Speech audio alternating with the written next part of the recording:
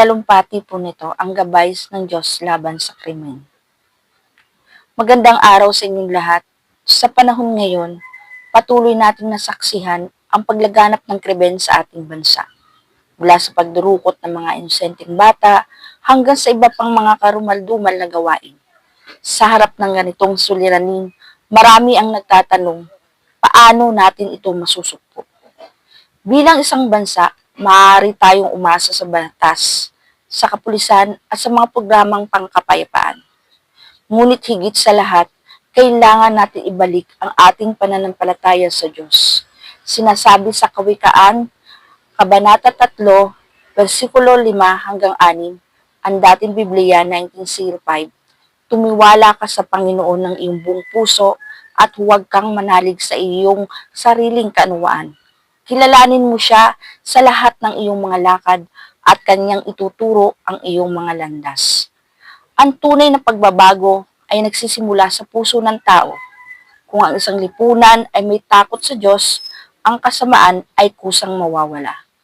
Ang mga taong may tunay na pananampalataya ay hindi matatangkang gumawa ng kasamaan dahil alam nilang may Diyos na nakatingin at may katarungang naghihintay. Paano natin ito maisabuhay? Una, dapat tayong lumapit sa Diyos sa panalangin. Ipagdasal natin itong hindi lamang ang ating sariling kaligtasan, kundi para na rin sa pagbabago ng mga taong nasa landas ng kasamaan. Pangalawa, ituro natin sa ating mga anak at sa ating komunidad ang tamang landas. Ang isang batang na lumaki sa isang pamilya na may takot sa Diyos ay malaki ang posibilidad na hindi maliligaw ng landas. Pangatlo, kumilos tayo ayon sa pananampalataya. Ang Diyos ay may kapangyarihan. Ngunit tayo ang kanyang kasangkapan sa mundong ito. Tayo ay manalangin, pero kailangan natin ng gawa.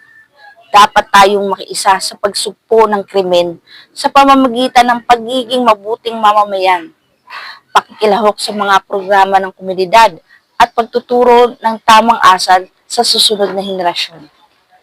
Ang krimen ay hindi isang problemang walang solusyon kung ang bawat isa sa atin ay magtitiwala sa Diyos, mamumuhay ayon sa kanyang kalooban, at kikilos para sa kabutihan. Unti-unti nating mababago ang ating bayan. Mga kapwa ko Pilipino, huwag tayong mawala ng pag-asa.